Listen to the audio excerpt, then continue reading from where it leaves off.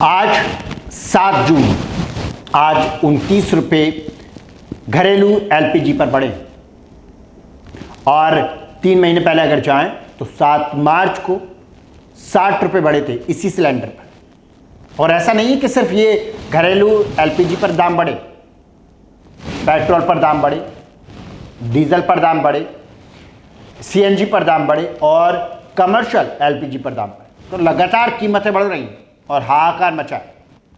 America और Iran का जो युद्ध है उसका असर साफ तौर पर दिखाई दे रहा है।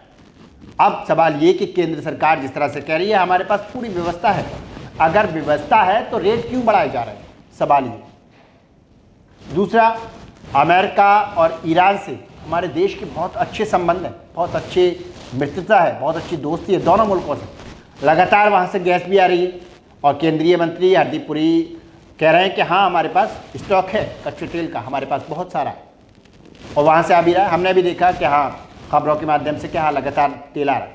अब जब वहाँ से तेल आ रहा है तो क्या ज़रूरी है रेट बढ़ रहा है?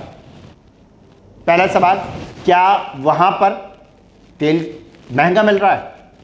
अगर तेल वहाँ महंगा मिलता है और जाहिर सी बात है गल्फ़ कंट्रियों से हमारे देश तेल भी वहीं से ख़रीदता है और सोना भी वहीं से ख़रीदता है। अगर सोना भी वहाँ से आता है और वो भी आता है तेल, तो जाहिर सी बात है दोनों बाहर से आ रहे हैं। अगर ईरान की आर्थिक स्थिति और आसपास गल्फ़ कंट्रियों की स्थिति, आर्थिक स्थिति मजबूत नहीं है इस युद्ध के चलते, तो उन्होंने दाम बढ़ाए तो क्या सिर्फ तेल पर ही दाम बढ़ाए? वो उन्होंने गोल्ड पर दाम नहीं बढ़ाए। गोल्ड की कीमतें ऐसे ही हैं और कम हो रही हैं। और क्या उन्होंने सिर्फ दाम बढ़ाए तो क्या तेल पर ही दाम बढ़ाए? ऐसा क्या है कि तेल पर ही दाम बढ़ाए, जबकि हमारे पास आज के वक्त में इलेक्ट्रॉनिक वाहन है, इंडक्शन चूल्हा है, इलेक्ट्रॉनिक चीज़ें आ रही हैं। तो हम आने वाले वक्त में हम गैस पर और निर्भर कम, पेट्रोल पर निर्भर कम, हम इलेक्ट्रॉनिक चीज़ों पर ज़्यादा होंगे।